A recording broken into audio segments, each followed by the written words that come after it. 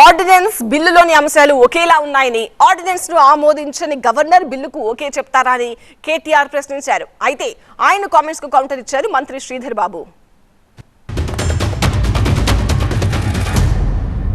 మరి ఆర్డినెన్స్ మీద సంతకం పెట్టని గవర్నర్ దీని మీద ఎట్లా సంతకం పెడతారు సార్? నాకు తెలియక అడుగుతా.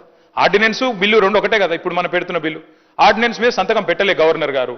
మరి బిల్లు మీద ఎట్లా పెడతారని మీరు అనుకుంటున్నారు? ఏ రకంగా మరి సెప్టెంబర్ 30 లోపల ఎన్నికలు ఎట్లా పూర్తి చేస్తారు? రిజర్వేషన్లు ఎట్లా ఇస్తారు? గవర్నర్ సంతకం ఎట్లా పెట్టిస్తారు? ఆయన చేయమని బలవంతంగా పెట్టుకొని సంతకం పెట్టిస్తారా? ఏం చేస్తారు? ఎట్లా చేస్తారు? దయచేసి ప్రభుత్వం చెప్పాలా. ఆర్డినెన్స్ మీరే పంపుతారు కేబినెట్ నుంచి, ఆయన చేయకపోయే అభ్యంతరం మీకు చెప్పే, దానికి మీరేమైనా సమాధానం చెప్పినారా తెలియదు. మళ్ళీ ఈరోజు బిల్లు అంటున్నారు. ఎవరిని మోసం చేయడానికి? ఎందుకు మోసం చేయడానికి? సార్ మీరు ఏనండి, సుప్రీంకోర్టులో గవర్నర్ గారిది, ప్రెసిడెంట్ గారికి సంబంధించి రాష్ట్ర ప్రభుత్వాలకు సంబంధించిన బిల్లులు వారికి సమర్పించినప్పుడు సమయం ఎంత తీసుకోవాలి, దాని సందర్భాన్ని పురస్కరించుకొని మొన్న తమిళనాడు కేసుకు సంబంధించి ఒక సుప్రీంకోర్టు నిర్ణయం తీసుకున్నది. దాని తదుపరి ఈరోజు సుప్రీంకోర్టులో ఆర్గ్యుమెంట్ జరుగుతూ ఉంది డివిజన్ బెంచ్ ముందట. అది అతి త్వరలో డెసిషన్ రాబోతా ఉంది.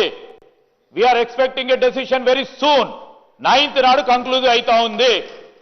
మేము ఈ విధంగా పాజిటివ్ పోతా ఉంటే ఎప్పుడు నెగిటివ్ ఆలోచన చేసే ఆలోచన ఉండకుండా ఇప్పుడే అక్కడ కూర్చున్నారు.